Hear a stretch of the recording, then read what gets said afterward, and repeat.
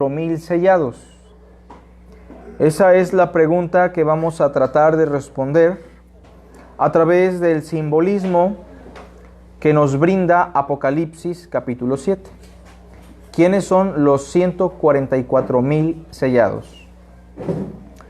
Bueno, antes de seguir con este tema, o antes de darle inicio, debemos recordar que aunque el Apocalipsis no es una cronología, o sea, porque no está hablándonos de eventos con fecha de manera cronológica, el Apocalipsis, aunque no es una cronología, sí contiene una secuencia, no temporal, es una secuencia de visiones. En este caso, la primera secuencia aparece en las primeras partes del libro, hablándonos de 7 iglesias. Ustedes ya tuvieron la oportunidad, al menos, de escuchar algunos mensajes sobre las 7 iglesias. Después se nos habla de otra serie de eventos. 7 sellos, ¿recuerdan? Bueno, hace 8 días tratamos de explicar los sellos, pero no explicamos todos. Porque el libro del Apocalipsis, muy adrede, cuando empieza a hablar de los sellos y las trompetas, nos habla de 6 sellos, nos presenta un interludio, lo que sería una especie de comercial, y después de ese interludio aparece el 7º sello. Si se dan cuenta, el capítulo 6, ¿de qué trata?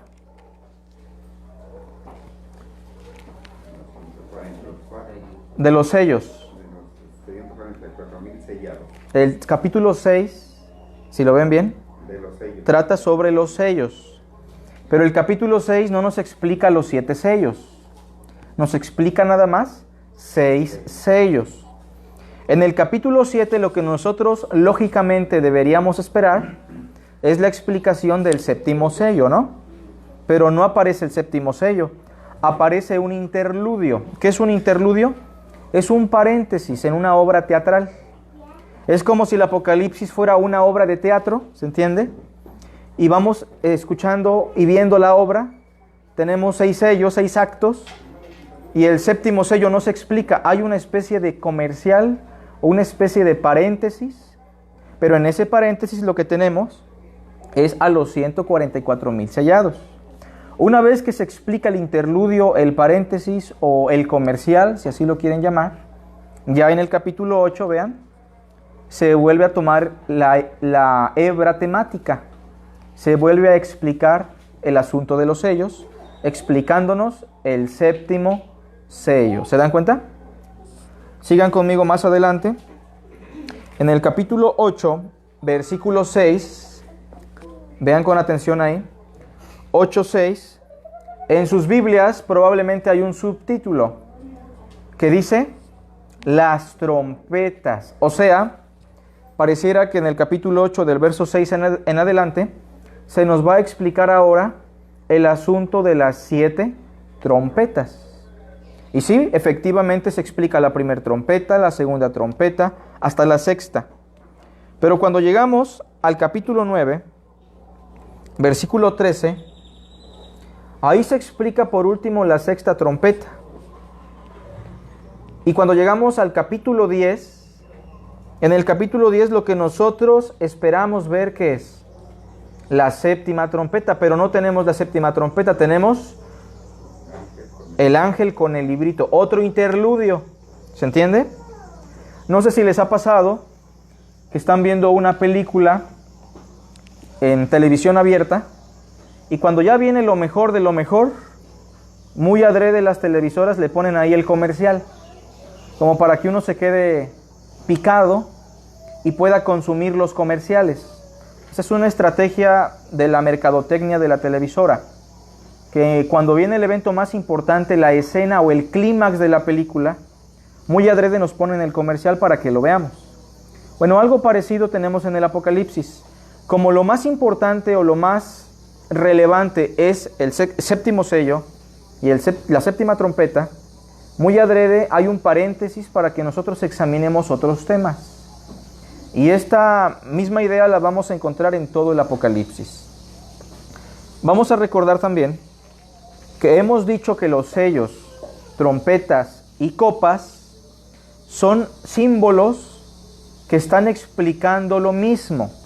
Catástrofe en el mundo, persecución al cristianismo, la degradación de nuestro ecosistema, la guerra, la muerte, la hambruna. Y siempre se nos está explicando esto como algo que empezó a ocurrir desde que Cristo ascendió a los cielos y estará ocurriendo hasta que Cristo regrese. No es que la séptima trompeta o la octava o la sexta trompeta o la cuarta trompeta se van a tocar en un día en específico, no. Sino que estos son símbolos que están reflejando el circular de nuestro mundo hasta que Cristo venga. Desde esa perspectiva hay que hacernos una pregunta. ¿Cuánto tiempo han estado cabalgando los 4 jinetes de los sellos que estudiamos? ¿Desde cuándo y hasta cuándo estarán cabalgando? Pues desde que Cristo se fue y hasta que Cristo regrese.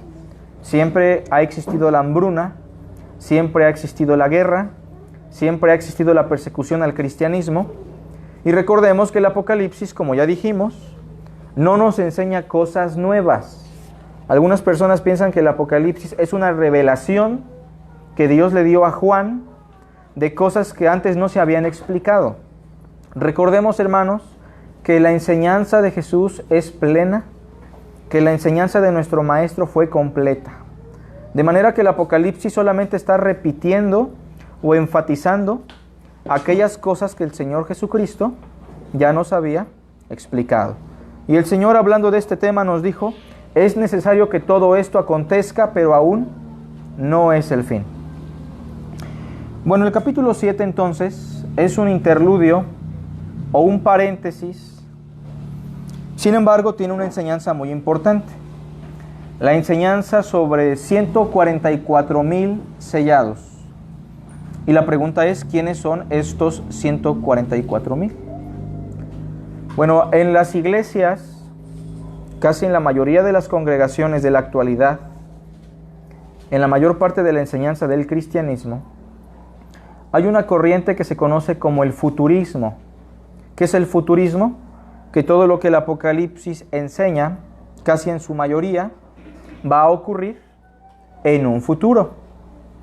Y entonces el futurismo, ustedes ya lo saben, nos empieza a hablar de un rapto secreto. ¿Han escuchado eso?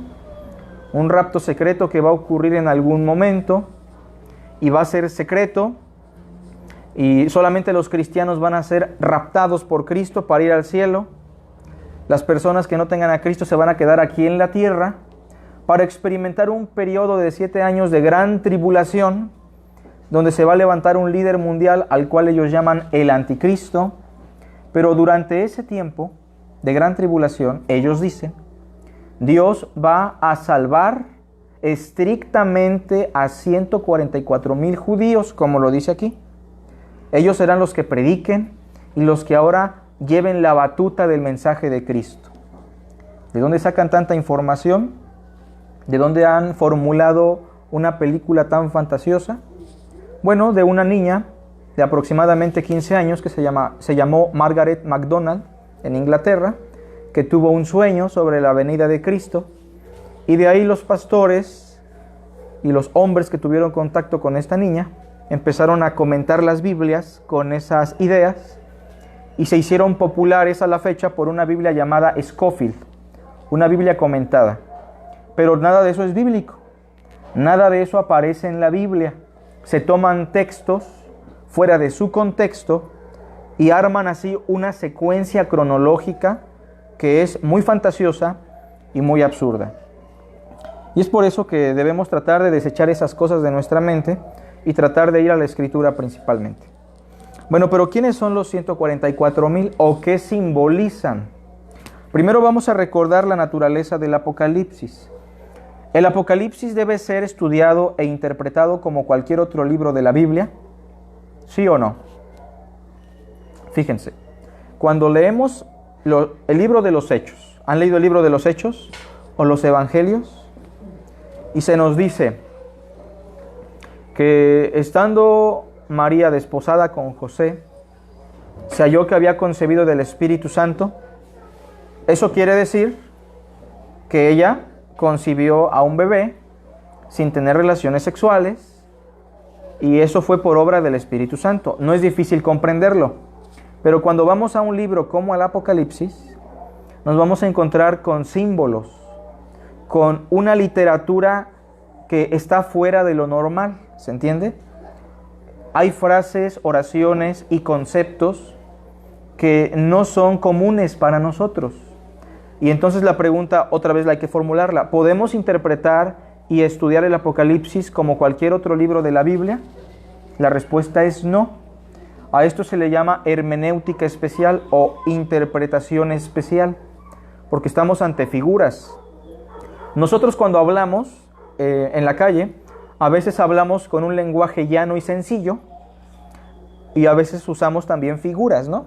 Por decirlo, símbolos didácticos. Por ejemplo, cuando yo le digo, no sé, al hermano Aurelio: hermano, yo creo que te tomaron el pelo, estoy usando una figura, ¿no? Estoy usando un símbolo. Y lo que quise decir no es que literalmente le tocaron o le tomaron el cabello. Lo que quise decir es que te estafaron, te engañaron, se burlaron de ti. Y entonces en el Apocalipsis tenemos un lenguaje figurativo extremadamente simbólico. Y eso es importante entenderlo. Ahora, estos símbolos son comunes para nosotros los mexicanos. ¿Cómo ven? Estos símbolos del Apocalipsis son comunes para nosotros. Para empezar, el libro del Apocalipsis no fue escrito para los mexicanos ni para los cristianos de Jalapa. El Apocalipsis fue escrito para los cristianos que estaban en Asia Menor. Y es por eso que los símbolos, en su gran mayoría, nosotros no los entendemos, porque solo eran conocidos por los hermanos que estaban en Asia Menor. Y es muy probable que por la mayoría de los cristianos. Aparte, si recordamos que el cristianismo tiene sus orígenes en el judaísmo, en la cultura judía, debemos entender que la mayor parte de los símbolos también tienen una pizca de judaísmo, una pizca de elementos judíos que debemos estar captando. Ya como introducción, debemos estar atentos a esto. La Biblia en el Apocalipsis, en Daniel, en Zacarías y en algunos otros fragmentos nos habla a través de símbolos. Y los símbolos pueden ser colores, como los caballos que estudiamos hace 8 días. Si pudieron ver el video, hablábamos de caballos y jinetes, donde un color estaba representando la guerra, otro color representaba la muerte, otro color representaba la hambruna, y así. Y a veces los símbolos pueden estar expresados por animales. ¿Quién recuerda a los 4 seres vivientes que tenían cara de becerro, cara de león, cara de águila y cara de hombre? Ahí los animales, incluyendo al ser humano, están simbolizando una forma de vida, nada más. La vida salvaje por el león, la vida doméstica por el becerro, la vida aérea por el águila y la vida humana. Pero el hecho es que solamente son símbolos. Luego van a encontrar un animal como un dragón escarlata que simboliza a Satanás, una bestia con cabezas, con cuernos, que está simbolizando al imperio. Pero nada de eso debe ser interpretado de manera literal. ¿Qué significa? Que no debemos entender que algún día va a surgir un dragón de color rojo, o que va a surgir del mar una bestia con cuernos, tampoco. Pero muy en especial, a veces los símbolos en el Apocalipsis se van a representar a través de números. Y los números no están reflejando una cantidad, sino más bien una idea. Nosotros en México usamos los números para hablar de ideas, ¿sí o no? Por ejemplo, cuando decimos que algo está más o menos, ¿cómo decimos? 2 que 3, ¿no? 2 que 3. Hay personas que no van a entender eso en otro país, pero nosotros sí. O cuando decimos, por ejemplo, 1000, 8000, estamos diciendo que es una gran cantidad, ¿se entiende? Y entonces los números también en el judaísmo y en el cristianismo representaban ideas. Y entonces, anoten si pueden, o recuerden, pero va a ser importante que lo tengan en memoria, el significado de los números en la literatura del Apocalipsis. Porque si tienen en mente los números, van a poder interpretar las ideas que nos quiere transmitir Juan. Bueno, no vamos a iniciar con el número 1, porque el Apocalipsis no usa el número 1 como símbolo. Solamente vamos a explicar los números que son relevantes en el libro. ¿Está bien? Empezando con el número 3. El número 3. También cuando encuentren al número 3, lo van a encontrar como la tercera parte. ¿Han escuchado eso en Apocalipsis? ¿Qué es el 3? ¿O qué simboliza la tercera parte? Porque puede aparecer como fracción o puede aparecer como 3. Bueno, el hecho es que cuando hablamos del 3 en la cultura judeocristiana, el 3 siempre estaba representando un énfasis o una gran cantidad. Por ejemplo, cuando Isaías habla de la santidad de Dios, ¿se acuerdan? Isaías capítulo 6. Él dice, santo, santo, santo. ¿Cuántas veces es santo Dios? Si decimos que Dios es 3 veces santo, ¿lo estamos limitando, sí o no? Pues sí. No podemos decir que la santidad de Dios se reduce a 3 cantidades. Si decimos que Dios es 3 veces santo, lo estamos reduciendo. Entonces, cuando Isaías dijo santo, santo, santo, lo que está diciendo es, tú eres muy santo. ¿Se entiende la idea? O cuando en Apocalipsis encontramos 6, 6, 6, ¿lo han escuchado? El famoso número 666. Es un número que representa al ser humano, de hecho ahí lo dice. El día sexto es el día que fue creado el hombre. El 7 es el número que representa lo sagrado, lo divino, el día que Dios reposó. Y entonces el hombre, en este caso que era un emperador, se estaba haciendo pasar por Dios. ¿Era 7 o 6? Era hombre, no era Dios. ¿Era casi Dios? ¿Era semejante a Dios? Pues sí, porque es un ser humano y todo ser humano es hecho a la imagen y semejanza de Dios. Era 6, pero no era 7. Lo que está diciendo el 666 es que ese hombre que se hace pasar por divino, esa bestia comandada por un emperador blasfemo, es un hombre. Y el hecho de que lo diga 666 nos está indicando que está casi gritándonos, es un hombre y no es Dios. ¿Se entiende? Vayan más adelante conmigo. Si ven conmigo el capítulo 15,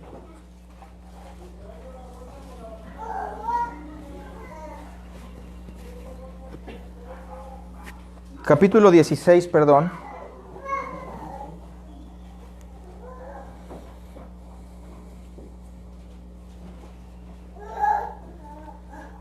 (16:13), por favor. ¿Lo ven? Dice, y vi salir de la boca del dragón, que es un símbolo ¿de quién? De Satanás. Y de la boca de la bestia, que es el símbolo del imperio. Y de la boca del falso profeta, que es el poder religioso del imperio, por eso es un falso profeta. Dice, 3 espíritus inmundos a manera de ranas. ¿Qué es lo que se enfatiza? El 3. Fíjense cómo en Dios hay una Trinidad, pero también cuando hablamos de los poderes del mal, se hablan de 3 personas, ¿no? ¿El 16 qué dijiste, Carlos? 16:13. Sí, de Apocalipsis. Bueno, así como hay una Trinidad en Dios, y así como lo explica el capítulo 1, ¿no? Las 3 personas son un solo Dios. Aquí se nos habla de los poderes diabólicos aludiendo a 3 referencias. El dragón, que es Satanás, el poder imperial, que es la bestia, y el poder religioso, que es el falso profeta. ¿Qué nos está diciendo cuando dice que de ellos salieron 3 espíritus a manera de ranas? Que la influencia del mal sobre el mundo es muy fuerte. ¿Se dan cuenta cómo el número 3 aparece ahí otra vez? Está hablando de una intensidad. Otro ejemplo sería cuando se nos habla de Satanás diciendo que con su cola arrastró la tercera parte de las estrellas del cielo, ¿recuerdan? ¿Será que de veras, siendo estrictos, arrastró la tercera parte? ¿O nos está diciendo que una gran cantidad de ángeles fue arrastrado por Satanás? Yo creo que esa es la idea, ¿no? O cuando se nos dice que la tercera parte de los árboles fue quemado, está diciendo que El juicio de Dios sobre el mundo radica en que gran parte de nuestro ecosistema, de nuestra vida verde, está siendo dañada por el hombre. Y Dios lo permite como un juicio. O que diga que las aguas dulces se contaminaron en una tercera parte. Está diciendo que una gran cantidad de aguas dulces se contaminaron. Bueno, ¿se entiende el número 3 ahora? ¿Qué refleja el 3? ¿Qué simboliza? Intensidad, una gran cantidad. ¿Se entiende? Número 4. Vamos a hablar del número 4. El número 4 es el número que representa al cosmos. Bueno, ¿qué es el cosmos? La creación. El cosmos es el término griego para aludir a todo lo creado. Y el número 4 se usa para hablar del cosmos. Por ejemplo, hoy en día tenemos una tabla periódica con más de 100 elementos. Hidrógeno, helio, litio, y hay muchísimos, ¿no? Pero en la antigüedad solamente se conocían 4 elementos. Y para la gente de la antigüedad, esos 4 elementos conformaban toda nuestra creación, nuestro mundo. ¿Cuáles eran? El agua, la tierra, el viento y ¿qué más? El fuego. Esos eran los 4 elementos. Tanto que el número 4 empezó a representar nuestro mundo, nuestro cosmos. Pero también, si ven Apocalipsis 7, donde estamos precisamente estudiando, se habla en el verso 1 de 4 ángeles. ¿Se dan cuenta? No es casualidad, el número es un símbolo. Pregunta, ¿qué simboliza el 4? La creación. Vio a 4 ángeles en pie sobre ¿qué? Sobre los 4 ángulos de la tierra, que detenían los 4 ¿qué? Vientos. Vean cómo el 4 ahí aparece y está relacionado a nuestro mundo, está relacionado a nuestra creación. De paso vamos a explicar ya esto. ¿Qué intención tenían los ángeles o cuál era su función? En el verso 1 dice, estaban deteniendo los vientos para que no soplase viento alguno sobre la tierra, ni sobre el mar, ni sobre ningún árbol. O sea, ellos estaban ahí sosteniendo los vientos. Pero una vez que ellos lo suelten, ¿qué es lo que pasa con nuestro mundo? Empieza a destruirse. O sea, ellos están como protegiéndolo, ¿no? Es un símbolo nada más. ¿Se entiende? Un símbolo que está reflejando que el mundo está sostenido por Dios y a sus criaturas angelicales las usa para sustentarlo y cuidarlo. Y vean que en el verso 2 dice, vi también a otro ángel que subía de donde sale el sol y tiene el sello del Dios vivo, y clamó a gran voz a los 4 ángeles a quienes se les había dado el poder de hacer daño a la tierra y al mar. O sea, si estos ángeles quisieran, por orden divina, pueden hacerle daño a nuestro mundo, ¿no? Para destruirlo. Y en el verso 3, este ángel les dijo, no le hagan daño a la tierra, ni al mar, ni a los árboles, hasta que hayamos sellado en sus frentes a los siervos de nuestro Dios. ¿Les hace parecido a lo que dice Pedro? Que la tierra un día va a arder y va a desaparecer y los elementos ardiendo serán deshechos. Dios ya lo hubiera podido hacer, sí o no. Pero Dios está esperando que sus siervos sean sellados. En las palabras de Pedro, Dios es paciente para con nosotros, no queriendo que ninguno perezca, sino que todos procedan al arrepentimiento. Es lo mismo, pero está expresado en un símbolo. ¿Queda claro el 4? Después aparece el número 6, que ya explicamos, es el símbolo que representa al hombre. 6, 6, 6, está conjugando 2 símbolos. Uno, el 6, y el 3. Está enfatizando, es un hombre. Es como si nos gritara, es un ser humano, no es Dios, no lo adoren. El 6 entonces debe quedar ya muy claro, no es un símbolo del diablo, no es el símbolo del mal, no es el símbolo de nada excepto de un ser humano, ¿se entiende? Y todo aquel que se haga pasar por Dios siendo un hombre, pues está básicamente implicado ahí, ¿no? 666, es un hombre, no es Dios. Después tenemos el número 7, que aparece en la mayoría de todo el libro. 7 iglesias, 7 sellos, 7 trompetas, 7 copas, 7 truenos, 7 espíritus. El número 7 refleja lo sagrado, lo perfecto, lo eterno, lo que es pleno. ¿Cuántas veces debemos perdonar a nuestros hermanos? 70 veces 7. Si sacamos la cuenta, 70%, ¿cuánto sería? 490. Entonces, si mi hermano peca 490 veces, hay que perdonarlo. Pero si son 491 veces, ahí ya le podemos pegar. Ahí ya nos podemos desquitar. No es la idea que quiere transmitir Jesús. Jesús está diciendo, siempre lo debes perdonar. Eternamente lo debes perdonar. El 7 representa lo sagrado, lo eterno, lo perfecto. Después tenemos el número 10. El 10 aparece poco en Apocalipsis, pero es importante, porque debo mencionar otra cosa. A veces el número simbólico se va a sumar o a multiplicar, pero su base es el símbolo central. Bueno, el 10. ¿Cuántos dedos tenemos en las manos? 10. ¿En los pies? 10. En la antigüedad, los hombres regularmente salían a la guerra. Era lo más común. Hoy día las feministas también quieren salir a la guerra porque quieren ser iguales a los hombres, ¿va? Bueno, pero el punto es que como salían a la guerra, la mayoría de los hombres regresaban, si es que regresaban vivos, regresaban mutilados. Les faltaba un brazo, les faltaba una pierna, o les faltaba al menos un dedo. Todo hombre que regresaba con sus 10 dedos intactos era un hombre completo, ¿se entiende? O sea, visiblemente era un hombre completo. Aquel hombre que nada más tenía 8 dedos, 7 dedos, era un hombre incompleto. De manera que el número 10 empezó a representar la totalidad. ¿Anotamos eso? El número 10 representa la totalidad o lo completo, ¿se entiende? Lo que está bien definido, lo que está orgánicamente unido y completo. Bueno, y entonces vamos a encontrar en la Biblia que 10 reyes se unen a la bestia. No es que se trate de 10 reyes en sí. Está hablando de todos los reinos del mundo apoyando al imperio romano. O se hablan de los 1000 años, que es un múltiplo del 10, 10 por 10 por 10, es el 1000. Está hablando de lo completo en un grado indefinido. ¿Se entiende? Los 1000 años son solamente el símbolo del reino de Cristo.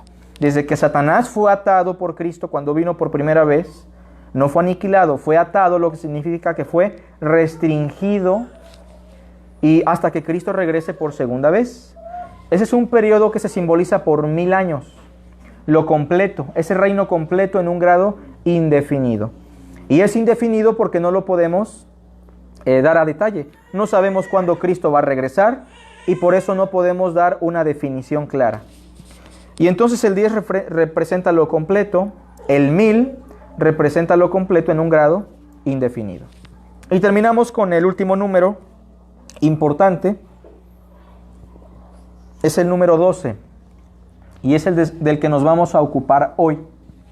El 12 y sus múltiplos representan en las religiones orientales, no solamente en el judaísmo, en todas las religiones orientales el 12 es el número de los discípulos, es el número de los seguidores, es el número de los redimidos en este contexto. Miren, ¿cuántas tribus Dios sacó de Israel? 12. Cuando Cristo escogió a sus apóstoles, ¿cuántos escogió? 12. Y entonces por eso Pablo dice, yo soy un abortivo, porque él no era parte de los 12.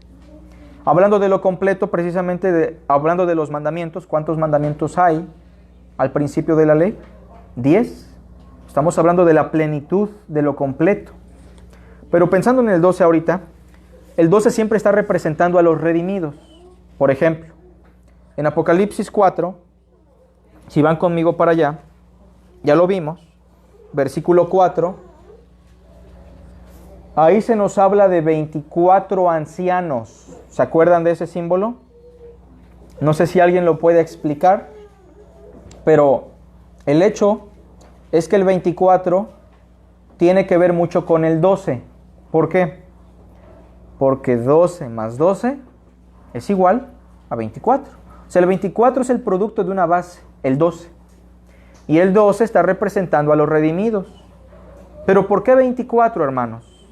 Ahorita lo explicamos. Si se dan cuenta en el verso 4, estos 24 ancianos están sentados sobre 24 tronos, lo cual significa que aparte de ser redimidos, están reinando ¿con quién?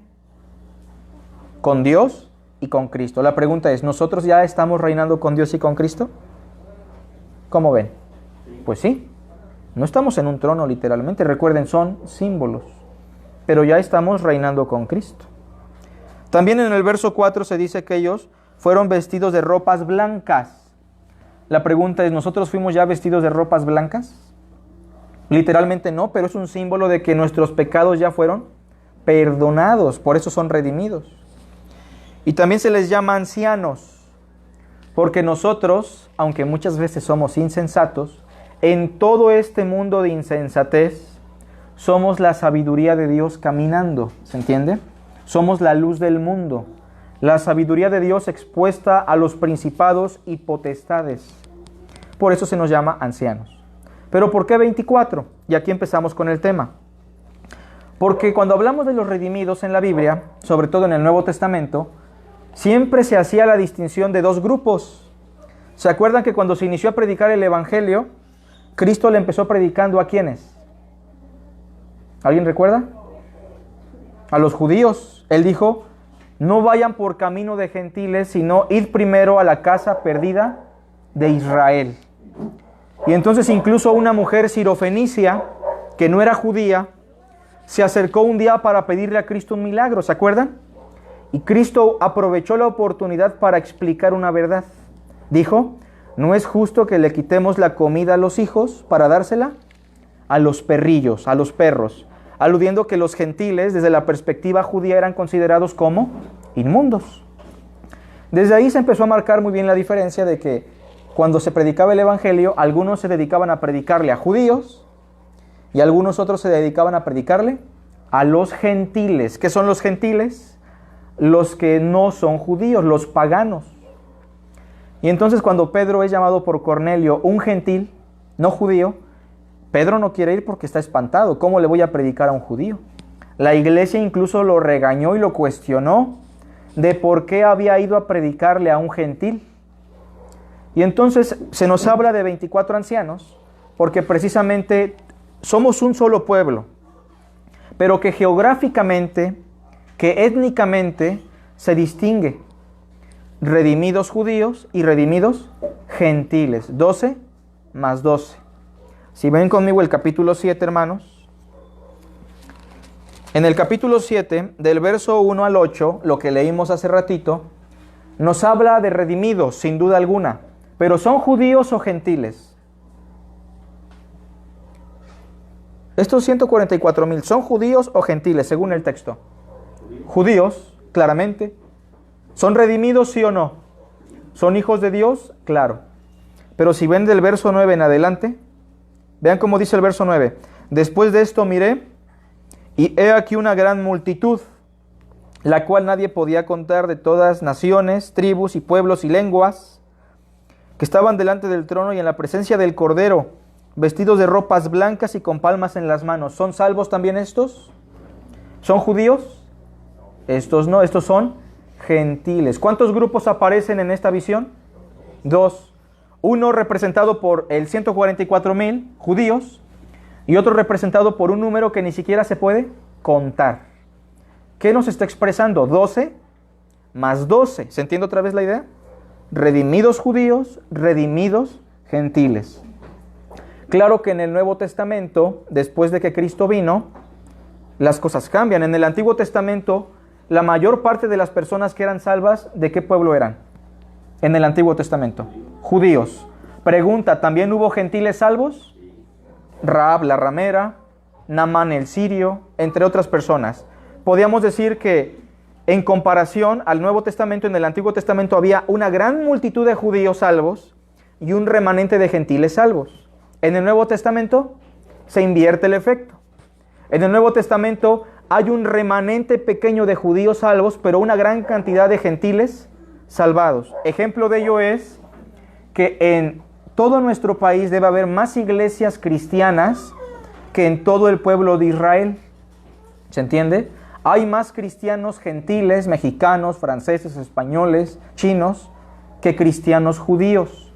Se invierte el efecto, nada más. ¿Se entiende la idea?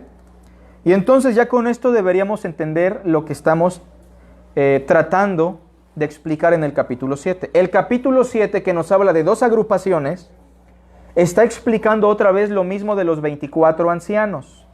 Entonces el primer grupo podría ser el primer 12, y el segundo grupo, la gran multitud, el segundo 12. 12 más 12, 24 ancianos.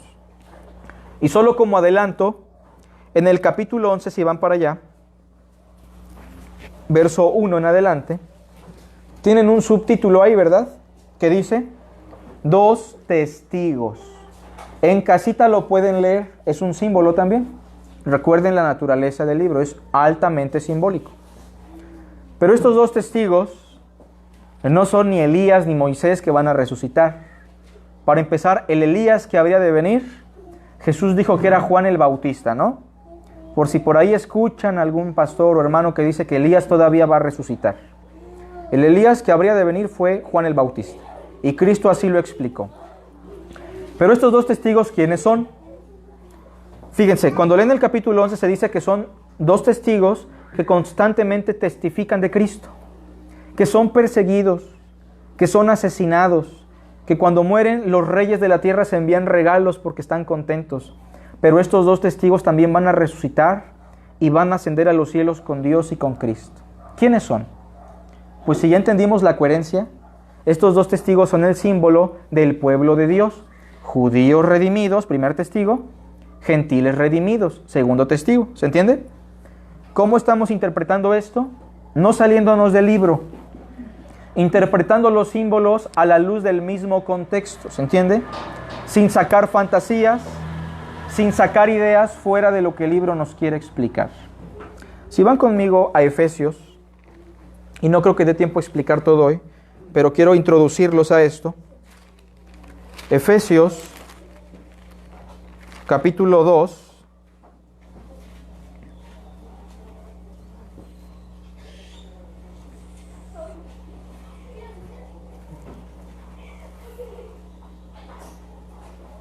Verso 14, capítulo 2, 14, hablando de los redimidos judíos y los redimidos gentiles, se nos dice lo siguiente. Porque Él, hablando de Cristo, Él es nuestra paz, que de ambos pueblos, judíos y gentiles, ¿qué hizo? Uno. O sea, ¿cuántos pueblos de Dios hay? Uno solo. Ante Dios hay un solo pueblo, un reino de sacerdotes, pero que humanamente y visiblemente se pueden distinguir, judíos y gentiles, pero para Dios son un solo pueblo. De ambos hizo uno, derribando la pared intermedia de separación, aboliendo en su carne las enemistades, la ley de los mandamientos expresados en ordenanzas. Fíjense, esa pared que nos dividía para ser un solo pueblo era la ley, pero la ley ya fue derribada, la ley ya fue abolida, es lo que dice aquí, ¿o no? Y entonces, ahora somos un solo pueblo ante Dios, de manera que usted es tan cristiano como un judío lo es cristiano. Usted es tan hijo de Dios como cualquier judío en Cristo es hijo de Dios.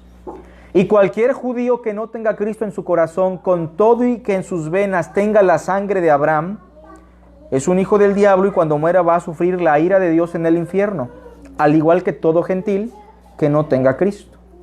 Porque la salvación es por gracia, por la fe, no por nuestra sangre ni por nuestro linaje. Ahora sí, vamos a Apocalipsis 7. Por favor.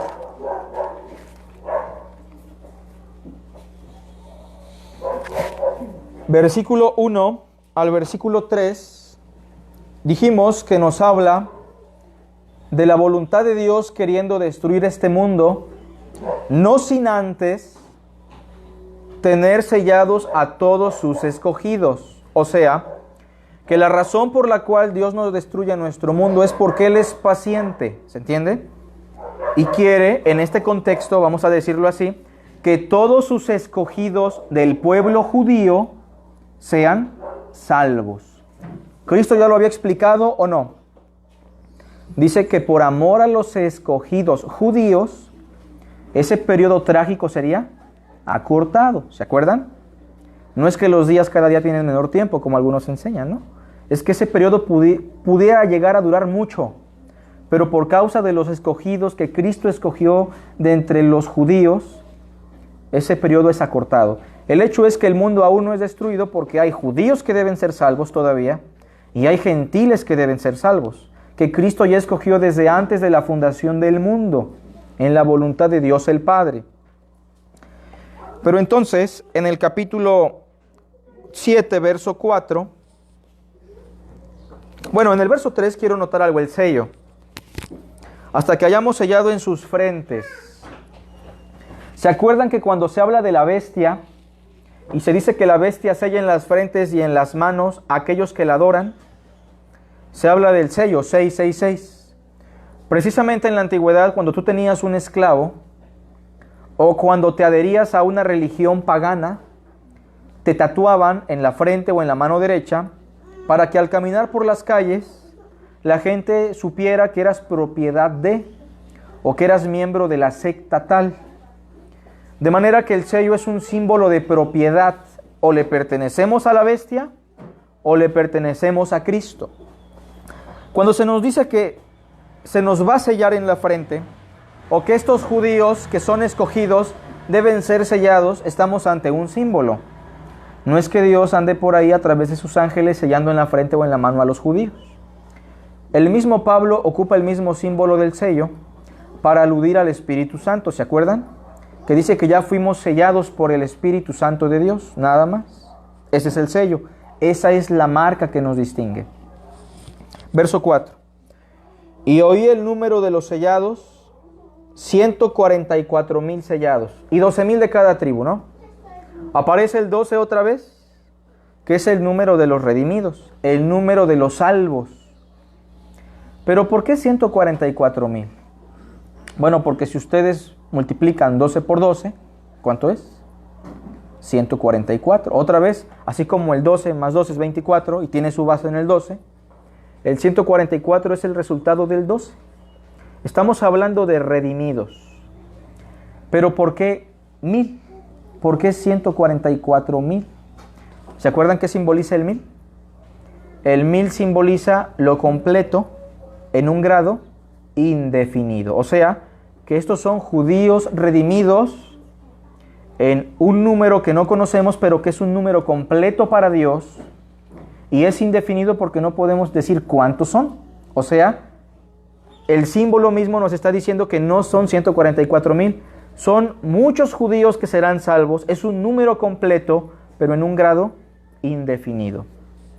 Los testigos de Jehová por ahí dicen, ¿no?, que ahí en la cena del Señor, cuando ellos la toman, porque nada más la pasan viendo, los 144,000 que están regados por todos los salones del reino, ellos son los que pueden tomar la cena. Una cosa muy extraña, ¿no?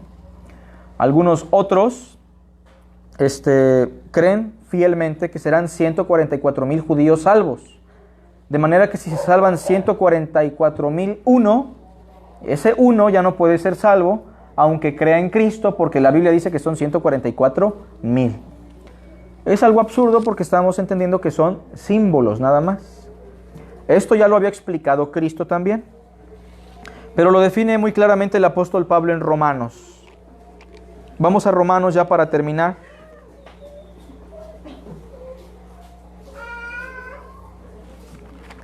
Romanos capítulo 9.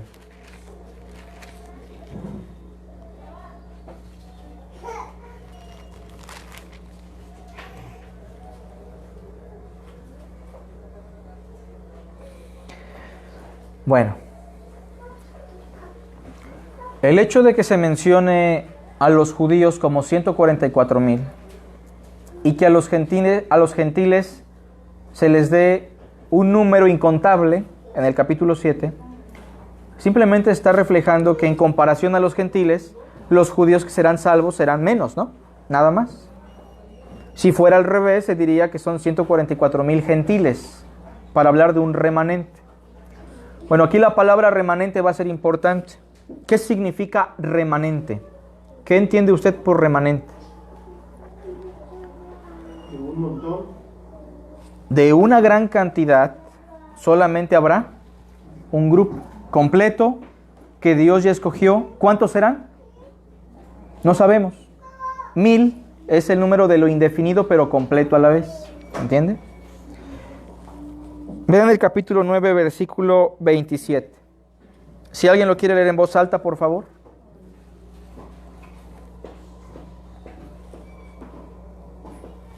27.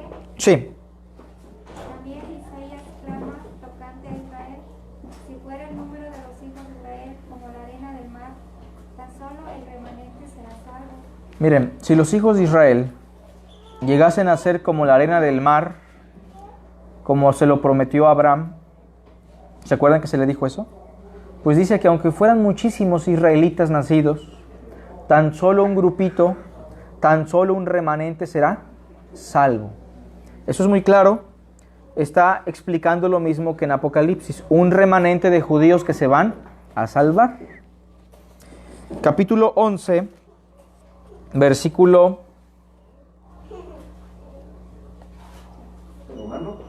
11:1. Sí, estamos en Romanos 11:1. Digo pues, ¿ha desechado Dios a su pueblo? ¿Cómo ven? ¿Los judíos han sido desechados, sí o no? La respuesta es no. En ninguna manera. Evidencia de ello, dice Pablo, es que yo mismo soy israelita. Si Dios hubiera desechado a su pueblo, ni siquiera yo, Pablo, hubiera sido salvo. Pero yo soy israelita, de la descendencia de Abraham, de la tribu de Benjamín. ¿No ha desechado Dios a su pueblo, al cual desde antes conoció? ¿O no sabéis qué dice de Elías la Escritura? ¿Cómo invoca a Dios contra Israel diciendo: Señor, a tus profetas han dado muerte, y tus altares han derribado, y solo yo he quedado y procuran matarme? ¿Quién no recuerda la historia del profeta Elías, cuando esta mujer perversa, esposa del rey Acab, Jezabel, levantó culto a Baal? Y se levantaron muchos profetas de Baal por toda la tierra de Israel. Y Elías estaba muy triste y angustiado porque él pensaba que él era el único profeta de Dios y el único adorador del Dios vivo y verdadero. O sea, Elías pensaba que todo el pueblo había apostatado y que él era el único hijo de Dios, que él era el único profeta. ¿Tenía razón? Él aparentemente tenía razón, pero vean la respuesta, ¿cuál es? Verso 4. ¿Pero qué le dice la divina respuesta? Me he reservado 7,000 hombres que no han doblado la rodilla delante de Baal. O sea, mira, Elías, no eres el único. Yo escogí, es por la iniciativa de Dios, del pueblo israelita yo escogí a 7,000 hombres para que no doblen sus rodillas ante Baal. Pregunta, ¿en el Antiguo Testamento todos los judíos eran hijos de Dios? Aquí vemos que no. Al menos en tiempos de Elías eran 7,000 con Elías, ¿no? En tiempos de Moisés, los que andaban en el desierto, ¿todos los israelitas fueron hijos de Dios? O sea que durante toda la historia del pueblo israelita siempre ha existido nada más un ¿qué? Un remanente salvo. Y así lo explica el versículo 5. Así también, aún en este tiempo, ha quedado un remanente escogido. Bueno, y ese remanente escogido de judíos, ¿cómo se simboliza en Apocalipsis? Por 144,000 sellados. ¿Qué simbolizan los 144,000? Que hay un remanente de judíos que está siendo salvo y llegará a ser salvo. Todo ese grupito que Dios escogió, que no sabemos cuántos son, pero que es un número completo, llegarán a la fe en Cristo antes de que el mundo llegue a su fin.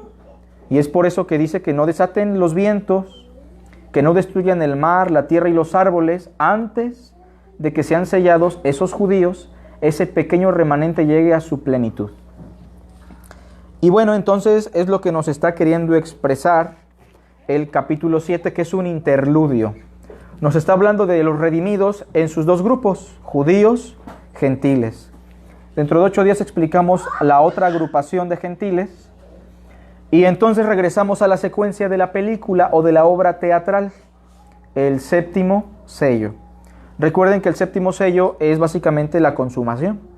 El séptimo sello ya es la venida de Cristo.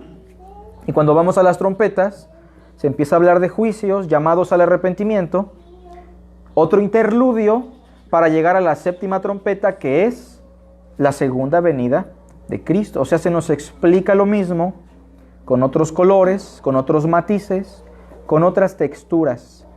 Y es por eso que el Apocalipsis debe ser visto como una obra de teatro, en donde Juan, de manera muy pintoresca, nos está queriendo transmitir las verdades del reino. ¿Alguna pregunta, mis hermanos? Vamos a hacer una oración entonces. Padre, te damos gracias por tu hermosa palabra, porque en ella encontramos la verdad, porque en ella encontramos la vida. Permítenos orar por la paz de los judíos y para que también lleguen a la salvación aquellos a los cuales tú ya escogiste. Gracias por tu palabra, Señor, porque no nos dejas en tinieblas. Bendito seas en Cristo Jesús. Amén.